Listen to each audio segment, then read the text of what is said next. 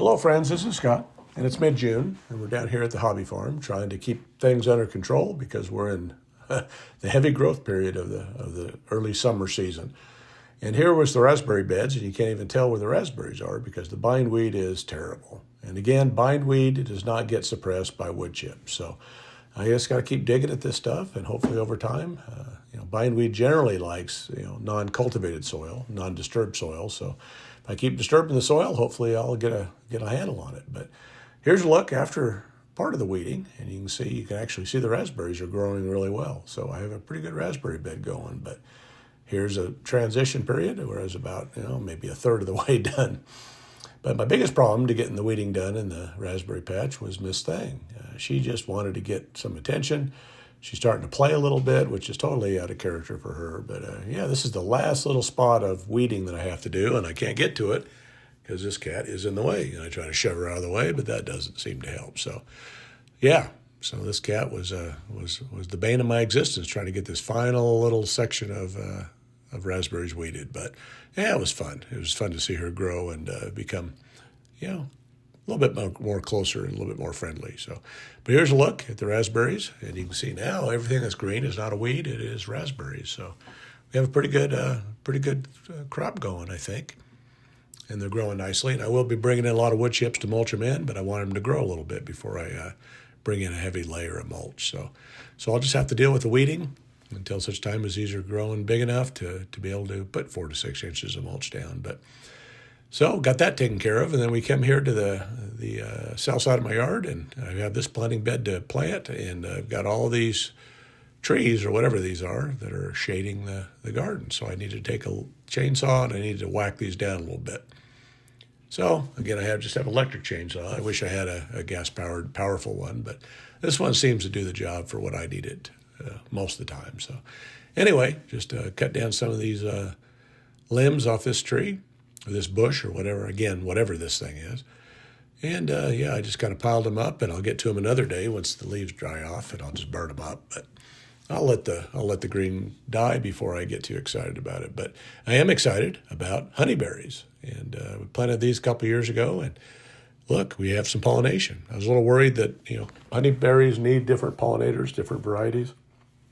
And I only have 2 down here that lived, but I did get a few, and they're not big, but not real impressed with them. But they're at least we got some, so that's exciting. They are pollinating to an extent. And here's the corn, and it's coming up. So it's just as well as the weeds again. After I weeded this bed and planted corn last week, here is the kind of the winter squash section, and they're still very small and still getting some shaded out areas, but I think we'll do okay. We get enough sun there. I think we'll get some good winter squash, hopefully. I did plant some sweet potatoes that I grew from slips and had a bad year for slips, so I only had 3 to start with to plant, and I have the rest of that bed to plant. Other things I haven't done yet. And here's the green beans, and these came up really quick. So I think it was like 4 days after I planted them, I already had signs of life, and it's thickening up. So as long as I keep this wet and get the plants a little bigger so I can mulch it in, we should have some good beans this year. And the potatoes, these are the red and white potatoes. They're doing awesome. I had healed these up a couple weeks ago, I guess it was. Again, the weeds are still all throughout, but again, as the potatoes grow, you just heap the soil up and they'll grow more tubers. So they're doing great. Now my sweet peas are doing awesome. And again, I didn't trellis them. I got lazy, but they're almost ready. We picked and ate a few of them that were a little bit immature, but again, there's nothing better than sweet peas in the garden. They're the most freshest taste that you can imagine from a vegetable. So we're looking forward to some sweet peas here in the next week. Zucchini's growing in the crookneck. The brassicas are growing really nicely, and so we should have some. I didn't plant a lot, but we should have a pretty good, we'll have some cabbage, broccoli, cauliflower, and we have kale.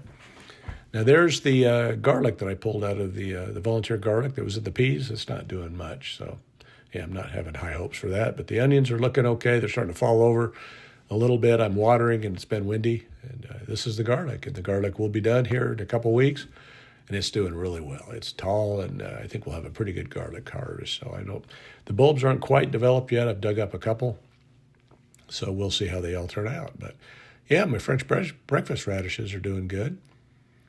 Again, I need to mulch this area of the bed in, but I haven't done it yet. And because of that reason, the beets did germinate, but the carrots did not. So I'm gonna plant carrots again, and I'm gonna cover them with some cardboard just so they germinate better. So we'll see. Now there is the russet potatoes, and only about 4 or 5 of them out of 20 lived because they froze. So I went ahead and planted some cucumbers in this area because I just don't want it to go to waste. Now this bed here, this whole garden area here will be kind of empty by the end of the year because it is all spring stuff. There's the kale, and it's ready to pick. So I can do kale chips or whatever I want to do right now. But yeah, this whole area will be kind of empty. But here's my summer veggies and the tomatoes, and they're growing. And I have some peppers on the end, and I'm going to lose a couple. I think there's some, I guess the soil just isn't quite right for them. But yeah, I might lose 1 or 2, but I think we'll have a few peppers this year, so that should be good. Now the pasture is being grazed down by the 2 steers, and it's they seem to like my pasture better than the neighbor's pasture, so they're spending a lot of time in here, and they're eating it down good. But again, they have almost 2 acres to kind of mosey around and eat, so I think we'll be good for this summer. I think he may bring some more animals, kind of mob graze it a little bit, but we'll see. But there's the cows; they're doing well. Now there's comfrey, and it's already flowering. It's doing awesome. And that is a currant plant. And looking at the orchard, I still need to stake some of these trees up a little bit. They're a little still on the skinny side. But yeah, this one here is either a Fuji or a Gala. I think it's a Gala. And it's got fruit on it. It's got a couple apples. So we'll get a couple apples off this tree. I've got lots of apples in Salt Lake to pick, so we'll be good. We'll be fine for fruit. But I'm excited that we're going to get a few anyway down here. And that's the only tree I think that flowered, and we had some frost, and that's the only one that actually produced some fruit this year. But yeah, the trees are all looking healthy. The problem I have, though, is, as you see as I'm moving up here, the trees that have been in the ground longer, the bindweed is back up, and it's become a nightmare again. I've got to get in here and open the rings up and pull more of this stuff. And yeah, it's no fun. This bindweed does not get suppressed by wood chips, and it's just a mess. So I may have to use some kind of chemicals sparingly just to try to kill these off.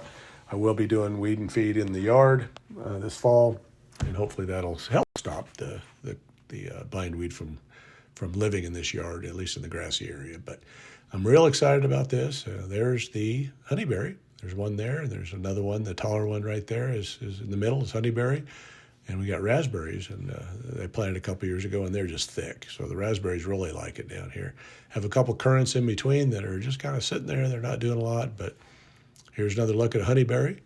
Again, they get much bigger than this, and so I'm hoping that the pollination will be good enough to have a better harvest in the future, but I'm excited to get some fruit. It's first taste of honeyberry, and I liked it.